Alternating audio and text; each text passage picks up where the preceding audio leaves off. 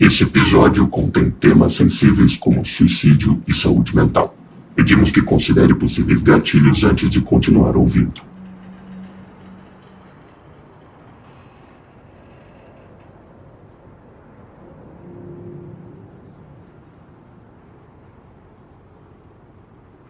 Bem-vindos a Neo Knights.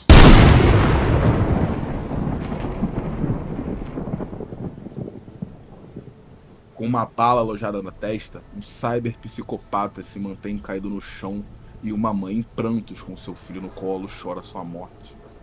Ela olha para o médico com desesperados olhos suplicantes de ajuda.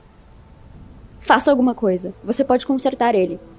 Veja bem, madame, eu não tenho o equipamento necessário aqui para poder fazer um implante nele no momento, entende? Eu conto tudo pra vocês. Eu não sabia que as peças estavam com defeito. Mas Remy, a gente resolve. Podemos arrulhar. Ela mexe no corpo do cyberpsicopata caído no chão e você percebe um espasmo vindo daquele corpo. Mesmo com a bala alojada em sua testa, seu cérebro ainda manda sinais pro resto do corpo. Você sabe que com esforço você consegue estabilizá-lo. Senhora, se afaste. Deixe-me vê-lo. Quando ele dá esse espasmo, eu boto a arma na cabeça dele e pergunto: vocês querem que eu acabe com isso? Não. Ela com a criança no colo. Não, espere. Tenha calma, manda aí. Ela tenta empurrar o Caim, assim, tipo, tirar a arma do Caim do perto dele. Tenhamos calma, por favor. Minha senhora, a gente vai ajudar vocês, tá certo? Olha, a gente já consertou seu filho e ele vai fazer o possível pra tentar ajudar o seu marido, tudo bem? Mas enquanto isso, eu preciso que você colabore pra que isso não volte a acontecer com outras pessoas. Será que a gente pode conversar um pouquinho enquanto deixa o doutor fazer o trabalho dele? Vocês precisam salvar ele. Ela não sai de perto do marido nem por um caralho. Senhora, deixa o médico trabalhar e vai com ele pra lá. Eu não vou sair daqui. Eu dou um tapa na cara dela. Eu não vou sair daqui. Eu dou um tiro pro alto, brother. Ela se abaixa e abraça o corpo do cara. Eu não vou sair daqui. Salve meu homem. Eu coloco a arma na cabeça dele de novo e falo: se você não ajudar, ele tá fudido. Salvem ele, caralho. Senhora, por favor. Estou tentando examiná-lo. Afaste-se. Faz um testezinho então com a perícia lá de reparo. Dificuldade 10. Que é só pra você analisar o corpo e ver o que você pode fazer. Vamos lá, cara. Então o que você tem aqui da situação? Você relembra todos os passos da sessão anterior. Você lembra dos socos que o Orfeu deu enquanto eles estavam enfiados no meio do lixo. E da bala na testa dele alojada quando Caim atirou nele. Você vê que a bala entrou completamente no cérebro dele, mas não saiu. Ela ficou presa entre circuitos e pedaços de cérebro. Inclusive você percebe que o cérebro dele não é 100% um cérebro. É quase um amontoado de carne e placa de circuito. Precisa agora traçar um plano para como retirar uma bala de um cérebro que é metade carne e metade placa de circuito. Aí é o médico que vai descrever a situação pra gente. Ok. Eu olho pro Caim e pro Orfeu. Falo: segurem os braços dele, forte, firme. Isso não vai ser fácil. Eu quero pegar alguns fios, encostar eles no cérebro dele, nas placas de circuito e no cérebro de carne mesmo, juntá-los e colocá-los no chão para fazer um aterramento, para poder não correr o risco de fritar o cérebro dele. Aí eu vou fazer a extração da bala. Tá, vamos primeiro então fazer esse aterramento aí pra ver se vai dar certo. Você não vai fritar o cérebro dele antes de começar qualquer coisa. Tá, você consegue fazer essa ligação direto com a terra, você liga os dois fios, prende a placa de circuito, a carne e o chão. Agora, qual a sua próxima ação? Agora eu vou extrair. Segurem firme. Meus dedos se unem, meu indicador e meu dedo médio da mão direita se unem e se integram formando uma pinça bem comprida e bem fina. E eu vou calmamente adentrando o orifício da bala para conseguir agarrar e puxar ela para fora. Faz o teste aí. Eita porra. Falhou. E foi falha crítica, tá? Quando você tá tentando enfiar a sua pinça no orifício da bala, quando você tenta. Você consegue encontrar ela. Você segura a bala com força. Mas na hora que você puxa, um fio. Você não percebe que um fio tava preso junto dela. O psicopata ele começa a se tremer no chão. Você tem que estabilizar ele de alguma forma.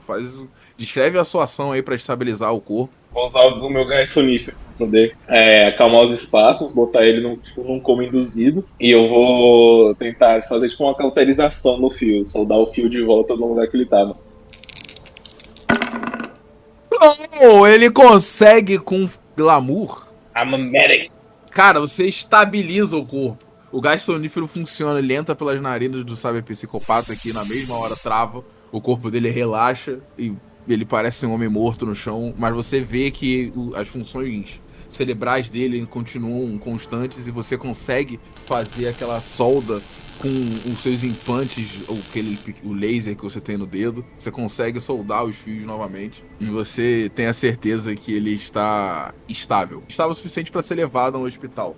Eu pergunto pro médico se ele levantar, ele vai voltar louco. Eu não sei dizer.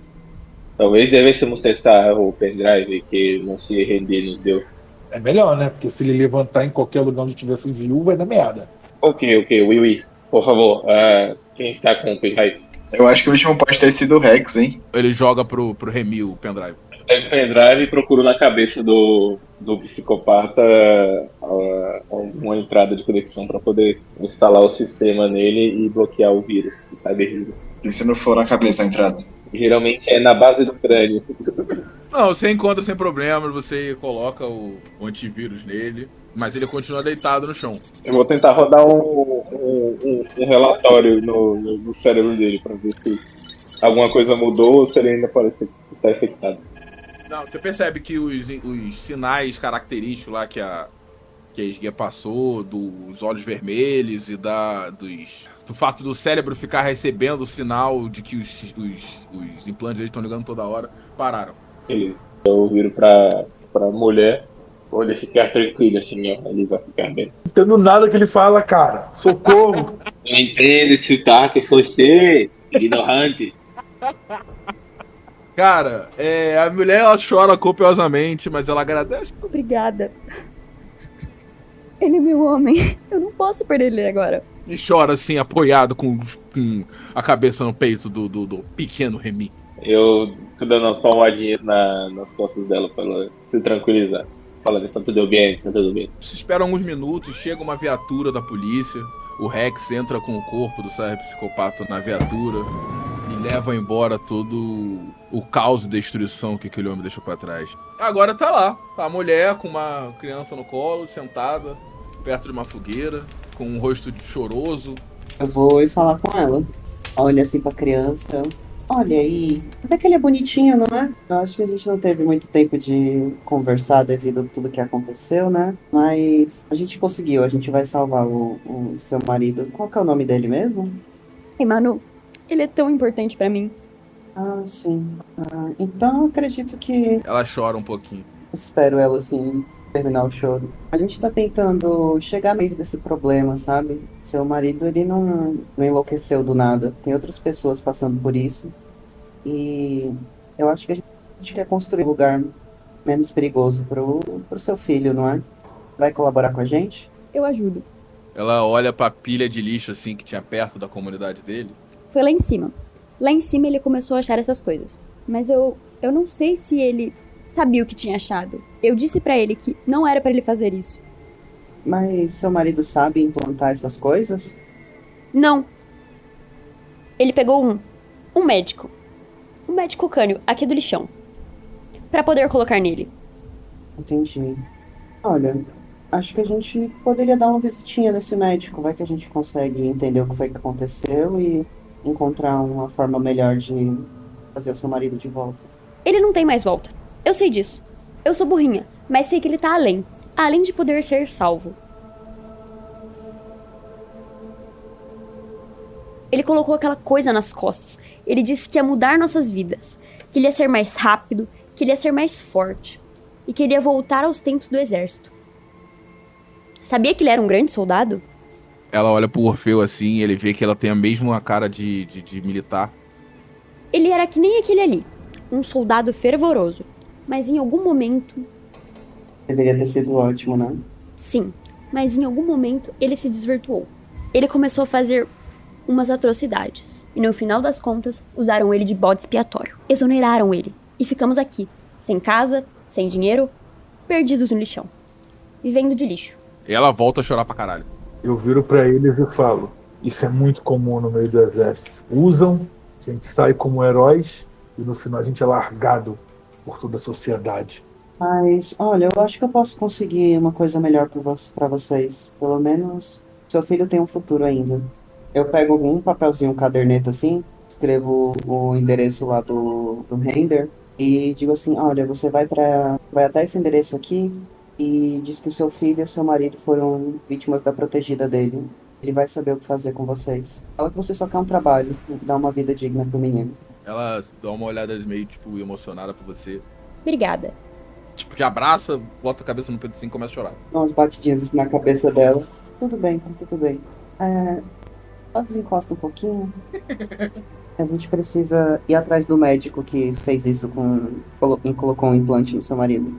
Senhora, você sabe se mais alguém achou implantes que nem o seu marido? Não, só ele conseguiu escalar toda essa montanha. O médico, ele fica naquela direção. Ela aponta assim a direção contrária de onde é a cidade. Mais pra longe. Muito obrigado. Espero que a gente consiga dar logo um fim nisso.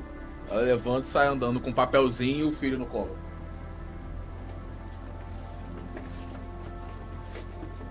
No caminho, eu vou usar meus 2 implantes, tipo, pra ver de longe, ver a zona de calor, pra ver se ninguém vai emboscar a gente, se não vai ter nada perigoso, coisa assim. Você acha pessoas, catadores espalhados pelo lixão, mas não parece nada ameaçador.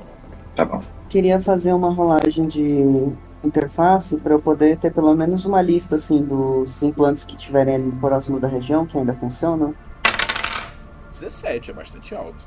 Cara, você acha uma grande quantidade de implantes espalhados por todos os lados. Você acha um monte de implante largado pelo lixo, mas que você percebe que não são mais funcionais, não são coisas que dá pra colocar no corpo. Da mesma forma como você percebe em vários corpos implantes que não deveriam ter sido aplicados em ninguém. Não porque estão infectados ou nada, porque eles não funcionam. Então, às vezes, uma perna mecânica que não liga. Você sente implantes militares que não funcionam, que não atiram, ou simplesmente funcionam ao contrário. Você percebe que todos ali têm implantes.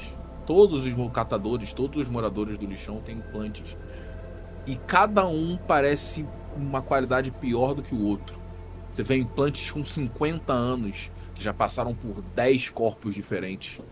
Mas, no topo da pilha de lixo, você encontra algo que não parece real. Um implante que você não consegue descrever o que é, porém de uma qualidade que você não está acostumado a ver. Eu chego só perto do Caim assim, sussurro pra ele, eu falo: quer pegar algo naquela direção ali? E aí você vê que é a montanha de lixo que a mulher tinha acabado de explicar que só o marido dela conseguia escalar. Tem que ser com cuidado ou não? Bruno, pelo que eu vejo, pelo que eu capto dele, ele parece grande? Não. Eu vou escalando com o auxílio do gancho. É que eu jogue você lá pra cima? Eu acho melhor tentar sozinho primeiro. Eu cutuco o médico assim, eu falo: aposto 10zinho que ele vai precisar de ajuda. Eu aposto 10 que eu não vou ajudar. Cara, então você precisar de fazer teste de força. Não, só é melhor o maluco jogar aí mesmo. É fácil fazer isso. Faz teste de força então por ele. Porra, gritou, viado. Ai. Então eu vou até liberar o teste de agilidade, já contar que ele passou o teste de agilidade. Mas com a força do arremesso de Orfeu, Caim voa como um pombo sem asas em direção ao lixo. Quando ele aterrissa, ele se vê quase já no fim da grandiosa montanha de detritos. Vá, Caim! Para o alto e avante! O problema é que no topo de uma montanha de lixo, o cheiro fica mais forte. Então, você precisa fazer um teste de constituição novamente para não ficar tonto com o odor pútrido da montanha de lixo. Um odor pungente de chorume. Você sente aquela água podre escorrendo pelos seus dedos, suas mãos. Sua visão fica enturvada e uma náusea surge, como um soco no seu estômago. Você precisa controlar a sua vontade de vomitar e descer rolando daquela montanha de lixo. Mas num último momento de clareza, você tem a oportunidade de fazer um teste de agilidade, dificuldade 12, para se ajeitar e saltar ao fim da montanha de lixo. Beleza. 14. 14, então com um movimento ágil, seu corpo esguio, você gira no ar e lança seu gancho, e puxando de volta para a montanha de lixo. E com um salto ágil, você pula em direção aos céus e cai com a pose de super-herói da Scarlett Johansson em cima da pilha de lixo. Quase vomitando. Eu vou ver o que é o equipamento. Não, cara, você procura no meio daquela pilha de detritos e encontra um brilho dourado. Quando você olha com calma, você percebe um par de mãos douradas. Porém, elas estão presas a um corpo. Um corpo decrépito que em maior parte já virou lixo. Você vê ele tudo inchado, roxo, fedendo a carne morta. Mas as mãos douradas estão apontadas para cima. Porra, perfeitas para serem arrancadas. Cara, eu vou tentar puxar normal primeiro. Faz um testezinho de força aí. Levinho, dificuldade 8. 10. Cara, você puxa essas mãos metálicas e junto dela vem um par de braços. Que só você balançando um pouquinho as mãos, você já. O resto dos braços já cai das mãos metálicas. E você tem só aquele par de. Aqueles 10 dedos dourados em suas mãos. Tá com o braço em cima do Abel. Meu Deus, Um eu posso braço esquivar? caindo de 20 metros de altura. Na sua direção, tá? Pode. Só chega pro lado e tá resolvido. Aí eu vou olhar ao redor, vou procurar um pedaço de madeira, alguma coisa, que eu vou descer a montanha surfando. Esquiando. Cara, você consegue descer a montanha surfando, parecendo o Gabriel Medina dos lixões. Eu levanto os braços assim, boto fazendo 2 número 1 assim, olhando ele descendo a pilha de lixo.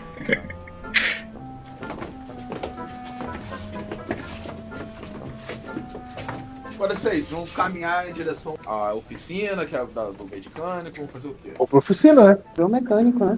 Exato. Então vocês caminham pelo aquele enorme lixão, vocês veem em volta uma terra desolada de detritos, restos mecânicos, hidráulicos, elétricos e veículos desmontados. E ao longe vocês veem uma oficina suja, imensa na penumbra de um canto fétido do lixão.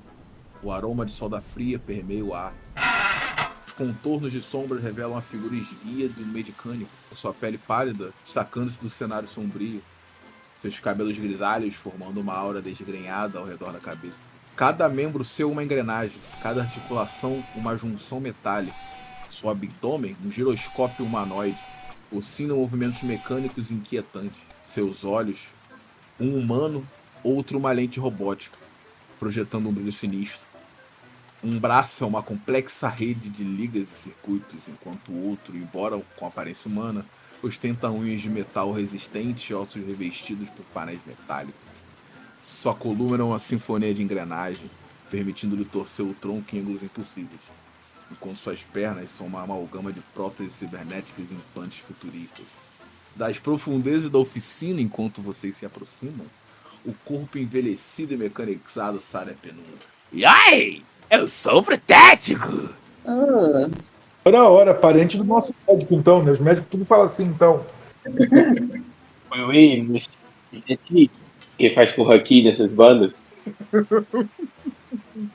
E ai! Eu sou o mecânico do lixão! Eu não faço nada além de ajudar meus amigos. olá, médico do lixão. Você tem um nome?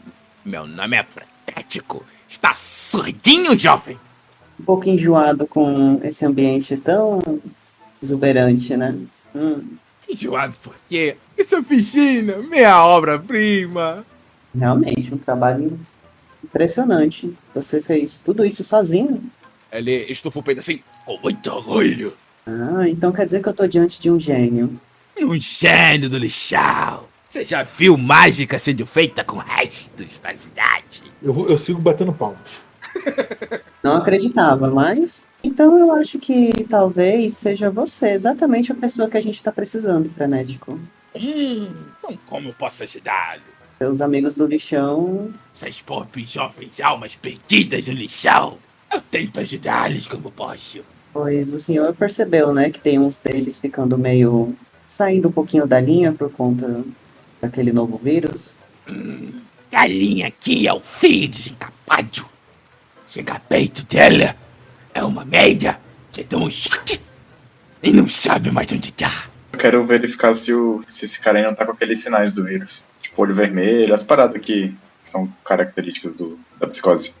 Você vê que ele tá normal, o olho vermelho, não tem olho vermelho, não tem nada, ele tá Isso é doido normalmente. um velho louco. Olha, a gente tá procurando alguns implantes em específicos que a gente desconfia que possam estar carregando esse vírus. Como são esses implantes? Provavelmente eles foram jogados de corpos aqui nos últimos... Quanto tempo mesmo o Render disse que começou a menina fez esses experimentos? Tem mais ou menos umas 2 semanas que tá tendo essa epidemia aí. Deve ter um mês, mais ou menos. É mais ou menos os corpos do último mês. Provavelmente não devem ter trago muita coisa de qualidade pra cá, né? Que ainda esteja muito inteira. Não. Tem um homem muito feio, muito mal. Ele trouxe os implantes pra mim. Não lembro quando foi. 1, 2, 10 semanas? 2 semanas? Talvez. Foi aquele rapaz que colocou um Sandivistan na coluna? Sim, ele me deu os implantes pra pagar a operação dele. Ele queria muito colocar aquilo nas costas. Eu não entendo. Pra quê? Ele podia me ajudar. Pois é, ele podia estar fazendo tanta coisa. Pobre alma. Mais um perdido no chão. Olha, realmente, será que o senhor poderia colaborar? A gente não pode pelo menos dar uma olhada no que tem por aí? Eu realmente tô sem norte nenhum pra tentar descobrir o que aconteceu, quais são esses... Eu não tenho pista, sabe? Eu só preciso saber quais foram os implantes que passaram por aqui. Você realmente não se lembra de as últimas pessoas que você colocou coisas desse nível? Deve ser sempre que um Sandivistan ou outros tipos. Não me lembro. Eles não pareciam ser daqui mesmo. Uma menina veio aqui. Sim, verdade. Ela comprou um implante de coluna que eu tinha pego com esse jovem. Qual é o nome dele mesmo? O Manuel? Ah, sim. Isso mesmo. E ele tinha deixado outros implantes pra coluna. Veio uma menina aqui. Ela parecia ser uma strip. Jovem, bonita. E ela parecia deslocada num lugar sujo como esse. Tão bonita, tão limpa. E ela veio aqui desesperada, procurando uma forma de ter mais... molejo. Ela me pagou com muitas moedas. Sofia! Ah! Sofia! Sofia o quê? Hoff! Sofia Hoff! Esse é o nome dela. Acontecendo, eu vou dar uma olhada no laboratório. O Orfeu, ele procura assim, em volta, ele vai ver, tipo, realmente, tipo, uma oficina de um medicânico mesmo. Tem alguns implantes espalhados, você vê tudo de baixa qualidade, tudo naquele pique de não deveria ser colocado no corpo de ninguém. Entendi, mas tem algum banheiro, alguma coisa assim? Outro cômodo que dá pra ir meio que olhando, assim? Você quer investigar, cara, velho? Ah, entendi. Pô, rola uma sabedoria, então, com dificuldade 10. Opa, foi um 12. Então, cara, você vai começar a pesquisar, procurar, você acha uma porta trancada. Você vai começar a achar um monte de salas. Você vê um quarto sujo, você vê um banheiro degradado, até que você acha uma porta que não abre. Eu pergunto, velho, que porta é essa? Você não vai querer entrar aí. Então me diz o que tem aqui atrás, antes que eu arrombe essa porta. Como ele é sutil. Ele bate os dedos no outro. É um quartinho escondido. Meu Deus. Eu vou apontar a arma assim, na direção do velho, e falo, velho, tô perguntando o que tem atrás da porta, não o que é. Você tem raiva? Um momento então. Abre a porta para dizer. Ele abre a porta. Você vê o mesmo tipo de oficina que vocês estão, só que é uma coisa mais suja ainda. Só que além de poeira, além de sujeira, de óleo espalhado pelo chão, também tem sangue. Eu ligo a lanterna do Motorola sacudindo a mão assim, pra olhar lá dentro. Olhando a sala, você percebe que é uma sala de operação. É ali que de fato ele tira e coloca implantes nele e nos moradores do lixão. Tem algo ali que eu consigo ver ali que seja importante? Algum chip, algum papel? Porra, papel foda também, não. Enfim. Não, assim, você vê o que você esperaria encontrar numa sala de operação. O problema é que ela tá muito suja. Você acha tipo um isopor daqueles assim num canto com uns restos de membro, com uns pedaços de dedo, com uns pedaços de perna. Essa é a minha parte mais sanguinolenta. Isso é bizonho, velho. Isso é bizonho. Não julgue os hábitos de um velho mecânico. Você não sabe o que eu fiz. O que eu fiz pra estar aqui. Então conta, velho. Então conta. Antes que eu meta uma bala em você. Não vou contar. Vou meter uma bala na sua cabeça, velho. Eu não vou contar. Vou meter uma bala na sua cabeça. Eu não vou contar. Lá, lá, lá, lá, lá. Abel, você que é bom com isso. Ah, Eu vou matar esse velho. da onde foi que tu pensou que só ameaçar uma pessoa doida ia funcionar, né? Sempre funciona. Você acha que é louco? Eu sou mais louco que a palavra loucura. Deus, cara. Tirando a Sofia, eu pergunto pro velho quem seriam os outros. Lembro de ter falado nada dele, mas em ninguém. Ele não trouxe muita coisa pra mim. Mas você ainda tá com as outras coisas dele ou outras pessoas compraram já? Sim. Aquela velha esperta. Ai, ela viajou. Não. Ela está em casa. Sim. Ela comprou de mim também. Mas ela não acho que ela tenha instalado em eBay. Coitada. Vive o mesmo drama que eu. Enquanto eu cuido dos coitados do lixão, ela cuida dos coitados da Narcolândia. E aí vocês sabem que a Narcolândia é assim, é uma grande cracolândia cyberpunk futurista. Ai, mais drogas, mais lugares sujos. Por quê? O Abel bota a mão na cabeça assim e fala, meu Deus, eu só queria ir pra um lugar limpo e higienizado. Me diga, essa cidade não é toda suja? Eu vi aqueles prédios bonitos, grandes no centro da cidade. E dizia, nossa, que lugares limpos, bonitos, cheirosos. Sente esse cheiro? É a podridão dos engravatados. Por isso que estamos aqui, não? Por causa deles. Por causa desse inferno de metal. Hein? Cada um vasculha no lixo que ele for mais cheiroso, né? Mais alguma informação, velho? Ou vou ter que arrancar de você? Não me acredita! Mas não me acredita! Não. Tem certeza? Ele para assim, fica coçando o cavanhaque. Não. Tem certeza. Eu meio que vou encostando o velho na parede assim e bota a porra da Magnum na cara dele assim. Tem certeza, velho? Velho, hipopótamo de metal. Jovens, queridos e raivosos, ele olha pro Phil. Mais alguma coisa? Me desculpa pelo comportamento do nosso bichinho metálico, seu frenético. Na verdade, em vez de pedir ajuda, eu queria pedir um favor pro senhor. Eu posso ajudá-lo, jovem esperto? Pelo menos até essa onda de surtos parar, de cyberpsicopatas, quando na verdade eles só instalaram o implante errado, seria possível o senhor não operar mais ninguém, pelo menos nada que pareça assim ter vindo lá da cidade alta? Prometo pensar no seu caso. Um velho não pode ficar sem comida. Não, sim, dá pra você trabalhar, mas pensa que se você continuar instalando eles, o próximo pode surtar bem na sua oficina. E aí vai atrapalhar seu trabalho, né? Eu prometo que a gente vai resolver isso logo. Se eu tiver que voltar aqui, velho, eu vou explodir essa merda com tudo. Se eu tiver que voltar aqui por sua culpa. Ele faz ele levanta a mão assim. Tá bom, mas quando resolverem tudo, me avise. Eu quero poder voltar e implantar tudo. Dá seu número, dá seu WhatsApp. Eu faço sinal de fumaça lá da minha casa, tu olha aí pro céu e volta a fazer. Então, De toda forma, muito obrigada. A gente vai procurar a sua amiga lá aquele lugarzinho cheio de drogados. Almas perdidas, almas perdidas. Meus queridos. Meus queridos. Ele balança os braços e fala. Tchau, tchau. e aí, galera, que pessoalzinho doido que a gente fica, hein? Que pessoal louco, hein? Eu prefiro o velho do que o Rex. Eu tenho uma pergunta aqui para todos vocês. Se o Rex for embora, a gente vai embora em que carro? A gente vai ter que pegar um ônibus.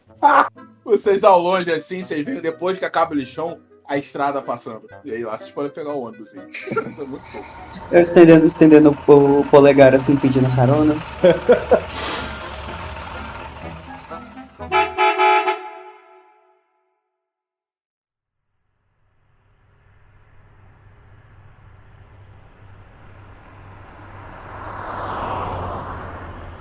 Então vão os 4, desajustado, punk, de volta para o bairro de Colônia.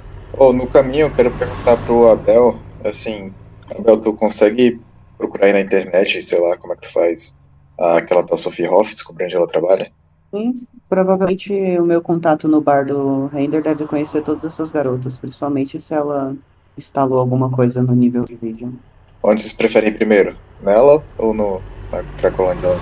É o momento que vocês vão se dividir, parceiro. Vai cada um pra um lado, parceiro. Dessa não. Manda eu e o Orfeu aí pra um canto. Ah, legal. Os outros dois morrem do outro lado. Eu tenho a minha sugestão, até pra seguir a história que vocês já me contaram. Começou o Caim e o Abel conversar sobre a garota, eu já falava que os dois atrás dela. Por mim pode ser. Eu vou com o médico, eu não entendo uma palavra, então tá bom, vocês são. Tá bom então. Vamos, médico, vamos pra Cracolândia, seu lugar, seu habitat natural. Habitat natural? Tá louco, homem? Remédio é droga, não é não? Eu não sou louco, eu sou apenas francês. É isso, vamos. Então vamos lá, começando por Caim e Abel. Como que vocês vão procurar informações sobre essa mulher? Eu vou falar com o Poison, né, o meu contato do bar, ver se ele sabe alguma coisa sobre ela, sobre onde ela trabalha, quem são os amigos dela. Então, juntando informações desse cara, ele tem uma leve ideia de onde pode ser, onde uma garota precisaria de implantes de nível...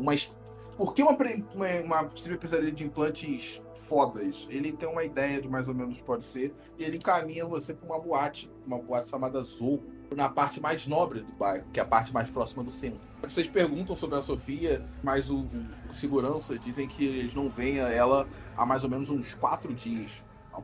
É a 4ª noite que ela não aparece para trabalhar. E ele passa o endereço dela. Ela mora num prédio perto da avenida principal da cidade.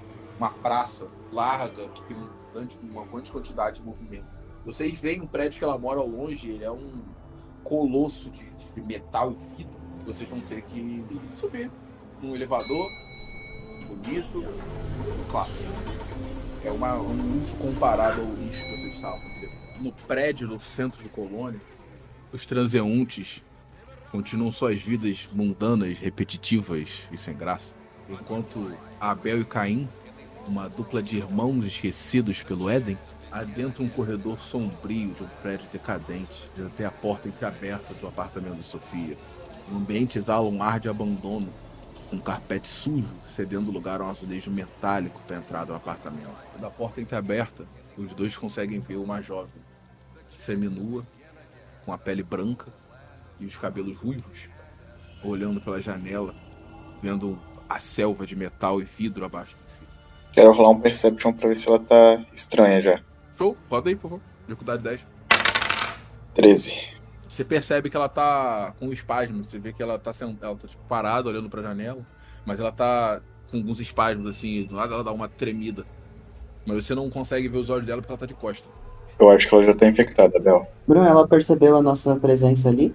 Se percebeu, não fez nada sobre. Vamos se esconder primeiro, observar melhor de longe. Não é melhor matar logo?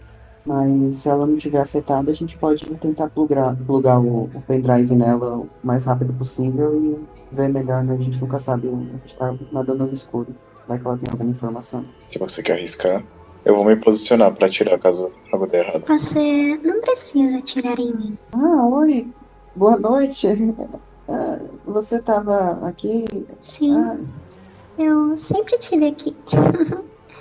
Ou, pelo menos, desde que eu nasci. Eu deixo a arma apontada. Prazer, Sofia. Eu sou a Abel. Abel. Eu tenho a impressão que você foi morto pelo seu irmão. Ou será que você matou o seu irmão? Nomes. E, Sofia, você ama conhecimento sobre o quê? Eu? Sobre nada. Eu só existo, eu acho. Mas nós todos não só existimos? Não. Algum de nós coloca implantes militares na própria coluna sem saber onde está se metendo. Ele disse que isso faria eu rebolar melhor. Você sente a risada triste dela, tá ligado? Sofia, olha, a gente não quer problema com você. Só que você sabe que colocar esses implantes, quando eles não são projetados para você, pode dar alguns problemas, não sabe? Eu não queria problema, só queria viver. Começar a viver em algum momento. Ela vira de frente pra vocês e aí vocês percebem que o olho dela, ele não tá totalmente vermelho, mas ele fica piscando vermelho.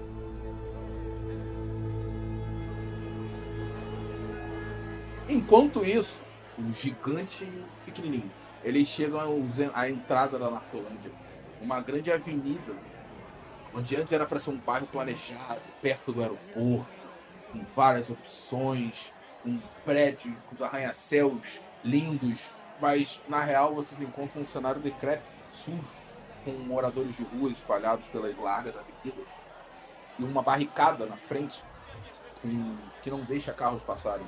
São obrigados a descerem e irem a pé. Eu desço e viro pro médico. Médico, não sai de perto de mim. E um corredor se forma no meio de ruas tomadas por cabanas de camping usada pelos moradores viciados das drogas sintéticas que assolam os fins do século XXI.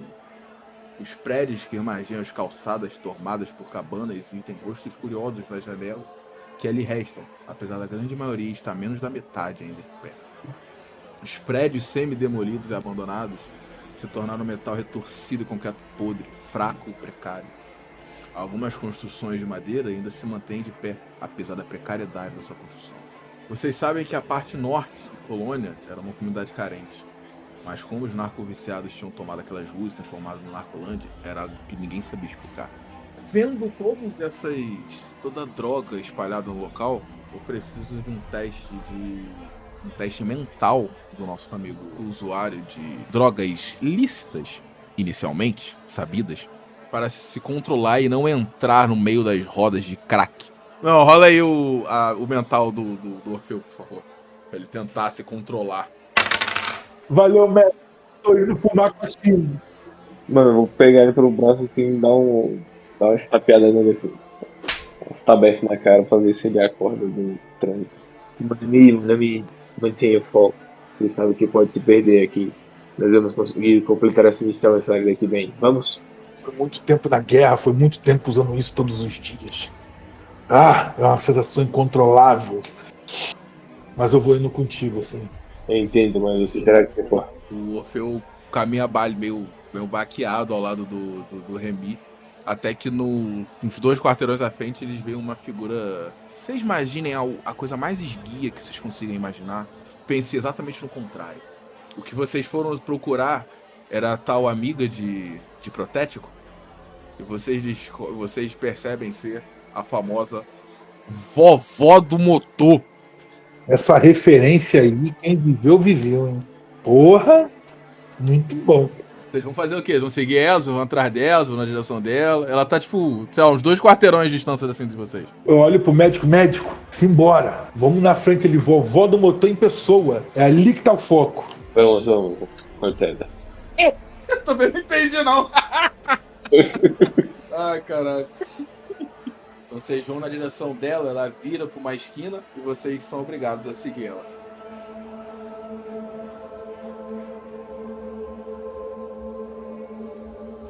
Eu queria tentar acessar as memórias dela, invadir o sistema. Show! Roda um interface aí. É 14, né? Isso. Cara, então, você começa a vasculhar as memórias dela. E por mais que você tente procurar um momento feliz, imagina que você tenta usar isso como um gatilho pra ela, certo? Uhum. Você consegue achar muito pouca coisa além de sofrimento.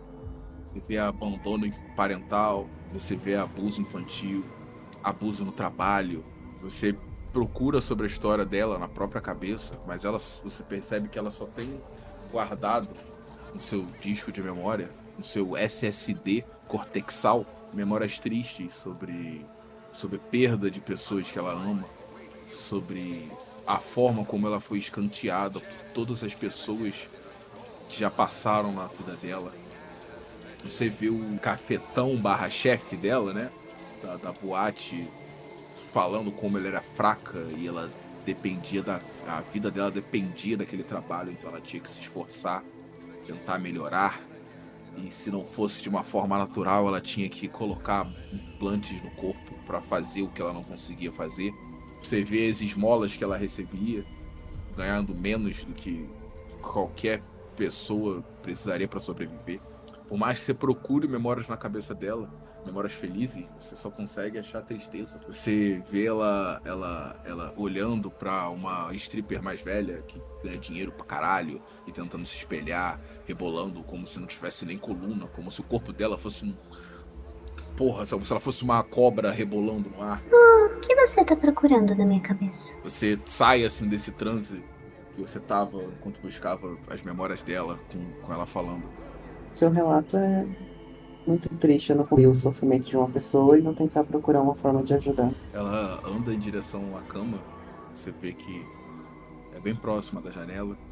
Ela se senta e ela fica com as costas arqueadas, como se tivesse desistido já. Você não pode me ajudar. Ninguém pode. Eu sento do lado dela. Senta, ela continua falando. E onde a gente tá? Eu nunca tive ninguém. Não tive nada pra dizer que é meu.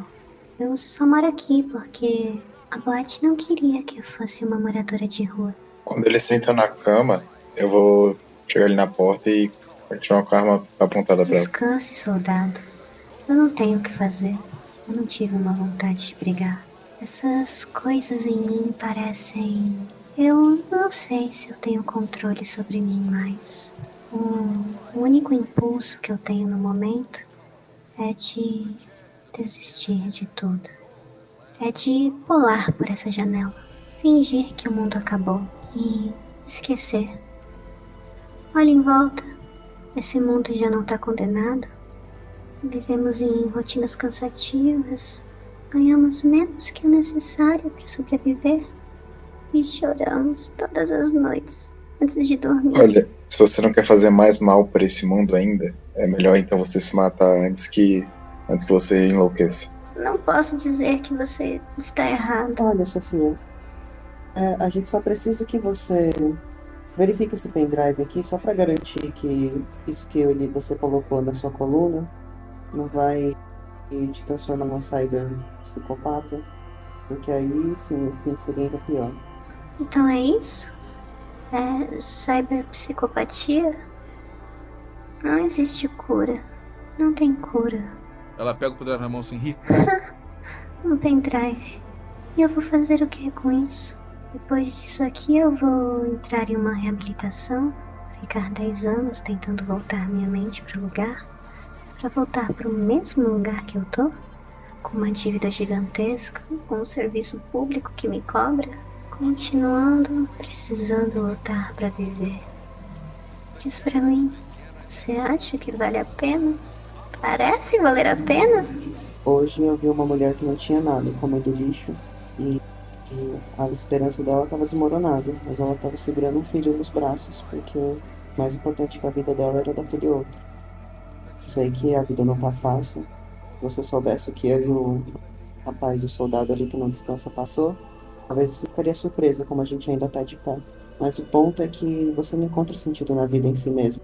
A gente não tem sentido, não sozinhos. A gente precisa um dos outros. Ela se levanta num salto rápido e se joga contra a parede de costas. Mas eu não tenho ninguém! E aí fica com o olho vermelho, mas quando ela para de gritar, apaga de novo. E ela, tipo, fica sentada no canto assim do quarto. É muito bonito que vocês lutem um pelo outro.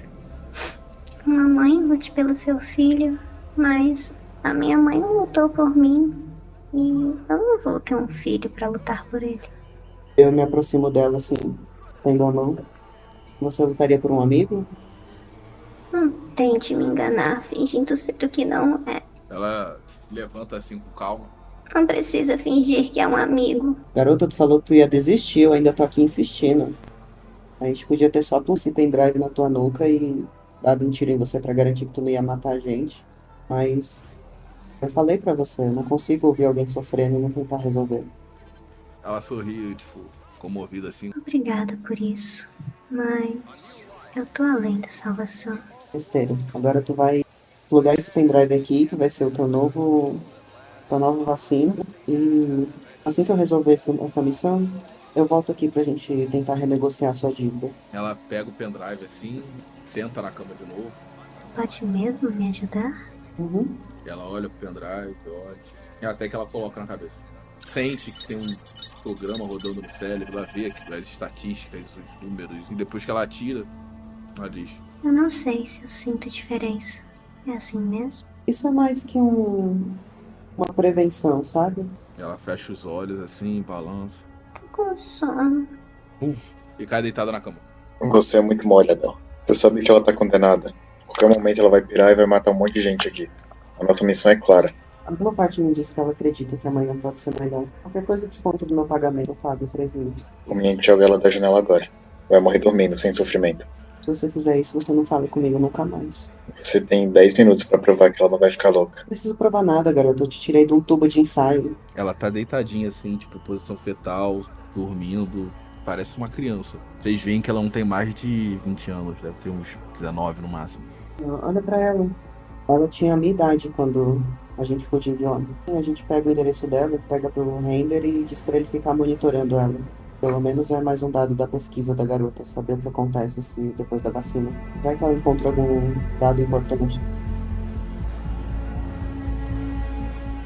Orfeu e Remy seguem a vovó do motor pelas ruas tortuosas de um bairro abandonado pelo governo, usado de reduto de drogados pelas mega corporações. A vovó do motor conduz o grupo por um corredor de vielas sujas tomada por narcos viciados e barracas de campo. Enquanto conduz o grupo pelas vielas, os olhares curiosos observam os punks.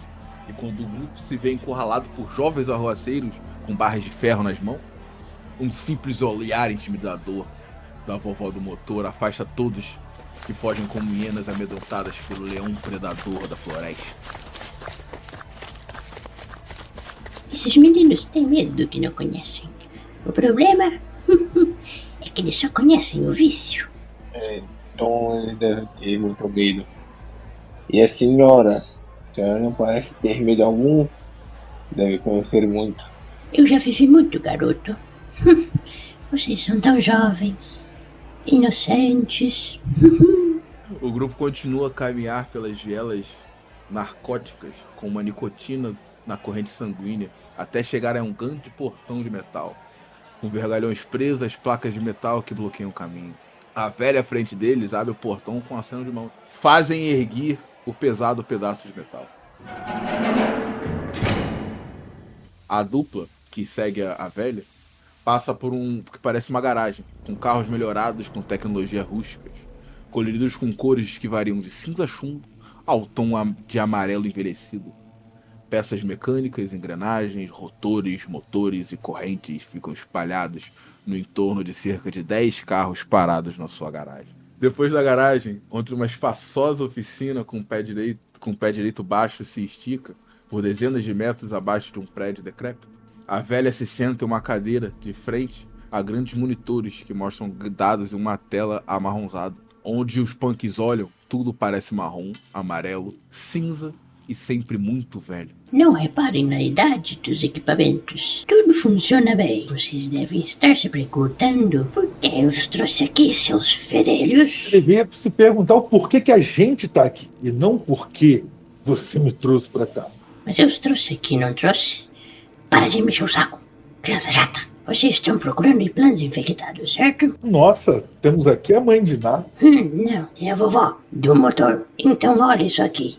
E ela gira a mão assim e aparece um holograma, tipo, do corpo dela. E vocês veem que ela realmente é gorda, não é só roupa. Agora olha para a minha perna. E aí ela estica a perninha assim dela, que já nem levanta direito. E o holograma pisca em vermelho bem no joelho dela. A senhora está infectada? Infectada sim, mas sob controle. Como é que você sabe que você tá sob controle? Porque eu me mantive sob controle. Eu não sou essas crianças que ficam saindo do controle. Aí ela fecha a mão assim e aparece tipo um monte de coisa assim na tela, um monte de código na tela. Eu fiz um antivírus pra mim.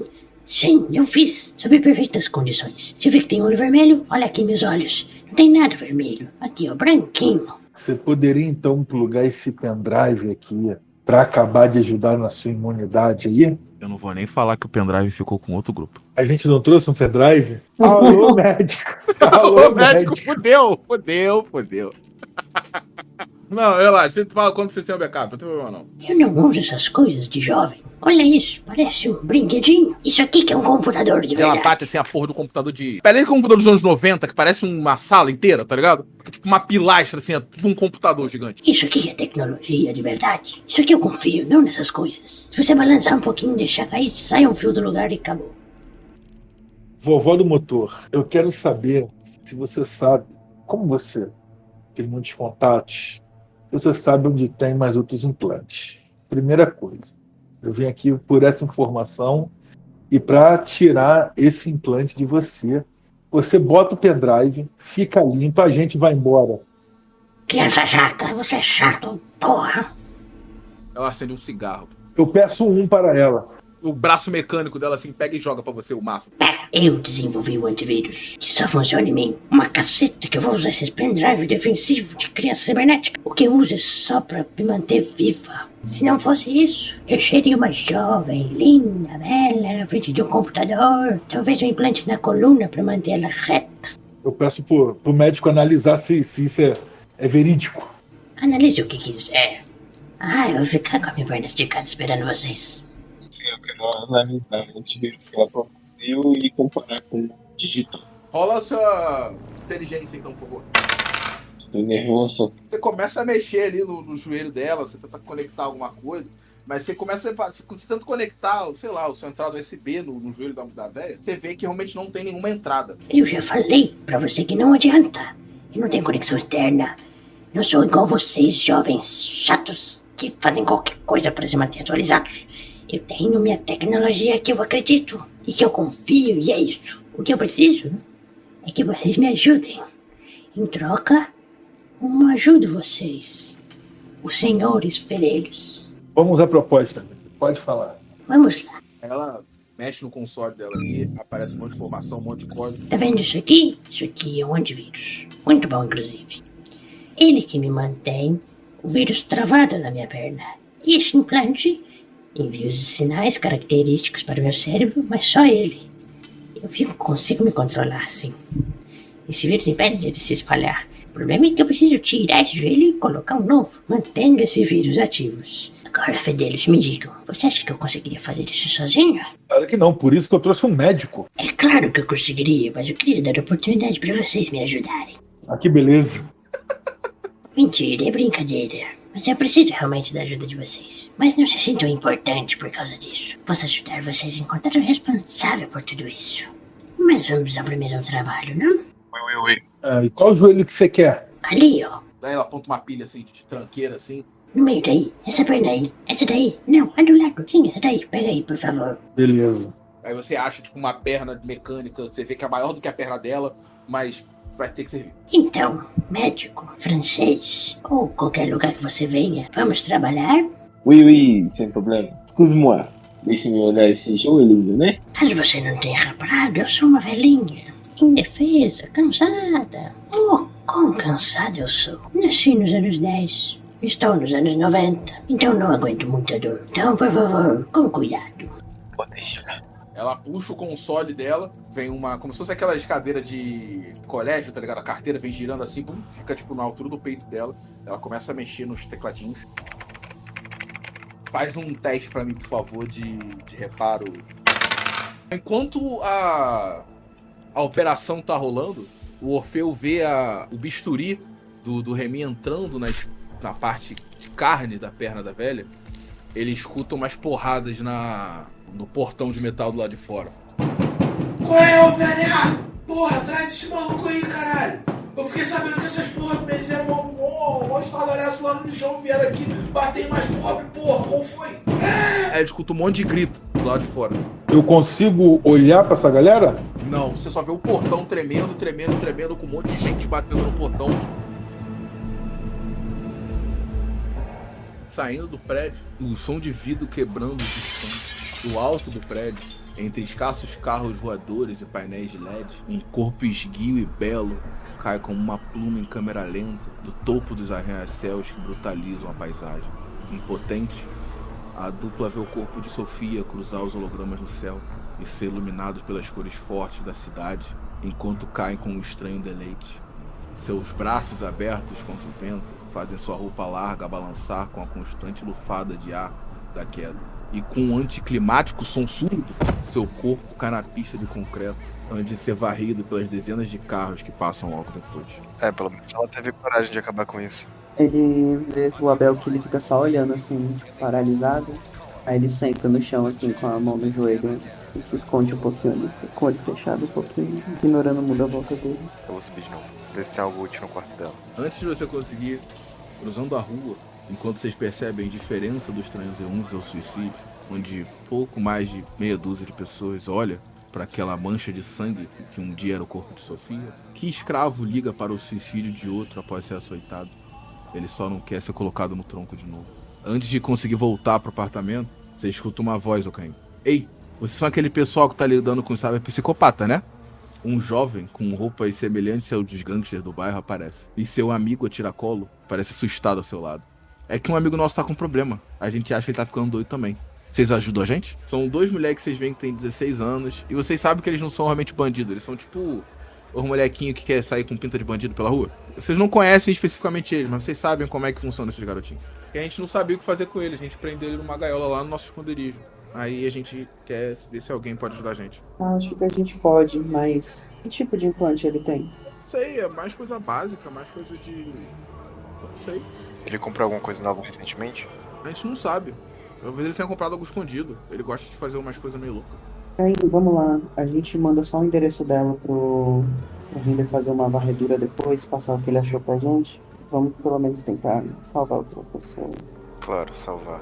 Vocês seguem os moleques e quando a gente volta pro caos na Narcolândia.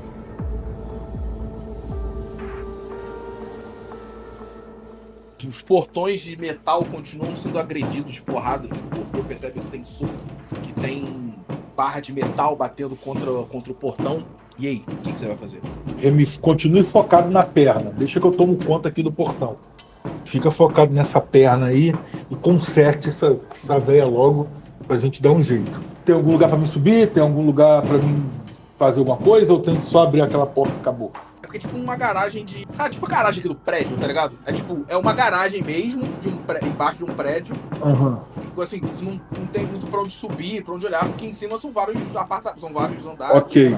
Fuzil vara essa porta de metal? Vara. Mas vai também, provavelmente abrir um buraco pros caras entrarem também. Não, calma aí.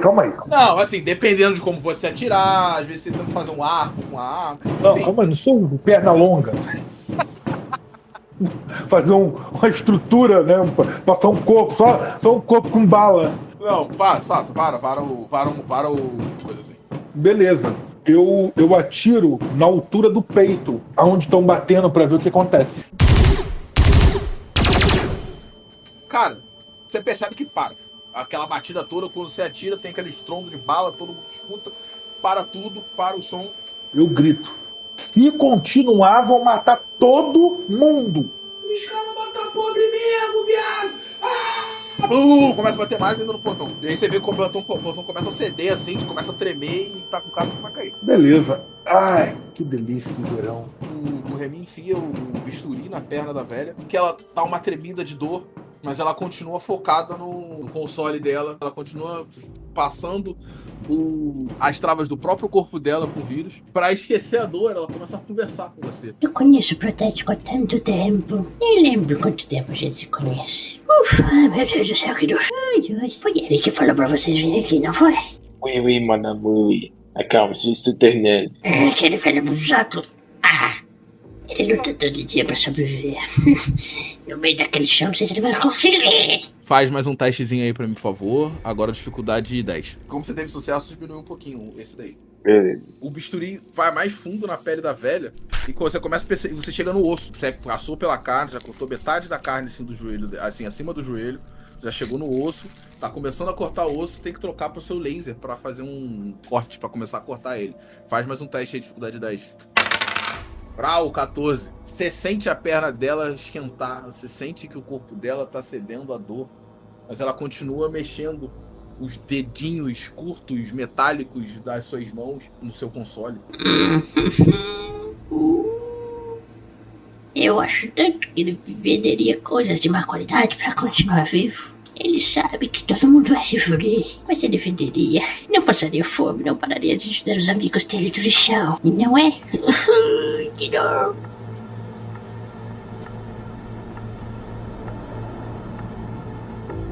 Faz um testezinho aí com suas armas de fogo, cara. Fazer aqui, peraí. Com quantidade de sucesso que você tiver, a gente vê aí, sei lá, qual o tamanho da matança que você tá causando. Cara, você já sentiu que aumentou a quantidade de gente do lado de fora, batendo no portão, e aquela porra tremendo, você vai ver que aquilo vai cair. Você começa a atirar, e por mais que você acerte as pessoas, o ódio coletivo ante as atrocidades corporativistas, que é a forma como eles te veem, você, no momento, virou um inimigo número 1 dos pobres. Um assassino a sangue frio, que mata morador de rua, que mata drogado. O inimigo número 1 da classe D e tudo da cidade. Ao mesmo tempo que você atira, os portões se balançam, tanto do ponto deles caírem. Você vê no meio daquela garagem enorme, com vários carros lá de si, e na sua frente dezenas de homens raquíticos, claramente viciados em drogas, correm na sua direção com barras de ferro, pedaços de madeira, um espinho.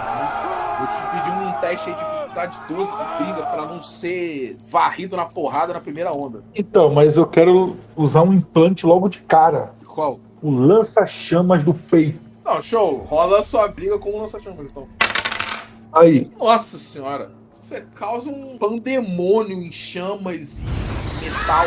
Ao mesmo tempo que os caras pulam na sua direção, tentando te dar soco, batendo com barras de metal, eles acertam apenas os seus braços metálicos, as suas proteções naturais, e são queimados de lança-chamas que estão no seu peito.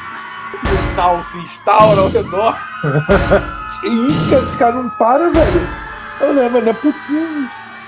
Parceiro, é aquele ódio coletivo, aquele frenesi coletivo de misturar ódio e droga, onde os caras não sabem nem o que é fogo, o que é metal, o que é amigo, o que é inimigo. Eles só veem um alvo. E por mais que esse alvo esteja em chamas, esteja lançando chamas contra ele, eles voam pra frente, um pandemônio se instaura com gente pegando fogo, batendo no meio do mar. Fudeu. Vamos, Remy! Enquanto isso, o Remy continua sua operação. Bom, já acredito que eu já terminei de extrair o joelho antigo dela e estou instalando o novo. Ligando os nervos e as veias para poder ter irrigação sanguínea. Enquanto isso, você escuta o caos sendo causado pelo Orfeu e os narco-viciados do lado de fora. Os garotos não se aguentaram, vieram bater em vocês, não é? Mas sempre consegui empurrar eles pra longe com a promessa de que eu ajudaria em seu vício. Não sei se estou conseguindo. Mas também não sei se eu conseguir ajudar o amigo. Eu não achei que ele venderia coisas infectadas pra mim, como eu conheci ele há muito tempo. Faz mais um teste aí de dificuldade 12, porque tá um caos, tá uma porradaria, tá as coisas tremendo. Você precisa de mais concentração pra conseguir começar a instalar a perna nova nela. Ela tirou 12 certinho. Você vê que no meio da carne dela ali, saindo do feno, você começa a encontrar as conexões pra ligar os pontos da perna nova. Vocês são tão inocentes, crianças burras. Ela, dá uma arqueada com o corpo pra trás, assim. O rosto dela é uma mistura de um sorriso frenético com uma dor incessante. Você vê que ela tira as mãos do console, não consegue mexer, enquanto tenta não apagar com a dor. Quem mais venderia implantes cibernéticos alterados para as pessoas? Quem mais não se importaria se as coisas dessem errado ou não? Quem tá longe do epicentro dos problemas. Porque eu venderia algo ruim se isso pode voltar pra mim. Mas venderia algo se algo tivesse longe o suficiente pro caos nunca chegar em mim. É o Protético que tá vendendo isso pra todo mundo. Ele mentiu pra vocês. Agora faz mais um teste aí de dificuldade 12.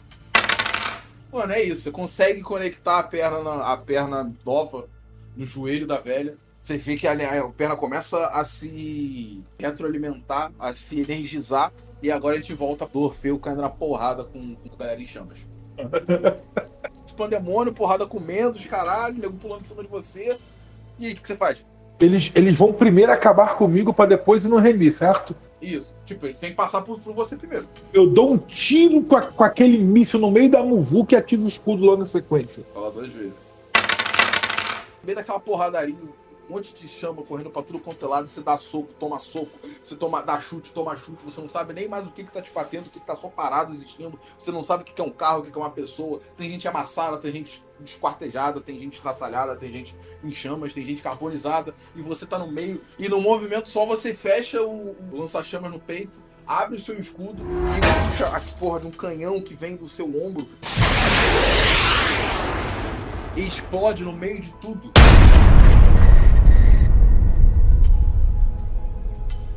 Jogando gente pra tudo quanto é lado. Uma grande nuvem de fumaça passou no lugar. E você continua parado com seu escudo. Cada vez mais narco-viciados escutam a confusão e são tomados pelo frenesi. Caminham como um exército de viciados na direção da oficina da vovó do motor. E quando você se vê sem alternativas, quando um mar de gente caminha em sua direção, quando a rua é tomada por narco-viciados, o som de motor range um demônio. Ao olhar pra trás, você vê a própria avó dos motores numa porra de um carro, parece vindo direto do Mad Max, saindo de dentro da oficina. Do lado dela, dentro do carro, o Remy já está aguardando. Entre no carro logo, pô. Vamos sair daqui. Eu não posso me mexer. Tem que alguém pegar. Ela vem acelerando, dá um cavalinho de pau assim naquele espacinho curto da garagem, abre a porta de trás, o cavalinho de pau você entra no bagulho assim, meio capotando pra dentro do carro, ela sai girando e acelerando no meio dos lados oficiados, jogando um monte de gente pra tudo quanto é lado, o nego tentando bater, ela acelera, joga pra um lado, joga pro outro, e vocês saem voados da Narcolândia e voltam pro centro da cidade. Humilde. GG.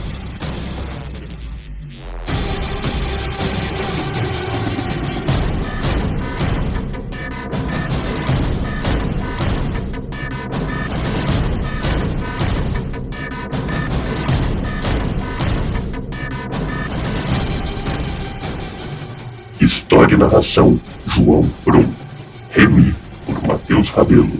Abel, por Douglas Alves. Caim, por Gabriel Paiva. E Orfeu, por Wagner Teixeira. Vozes adicionais, Gabriela Martins, Douglas Alves e Martin Forte.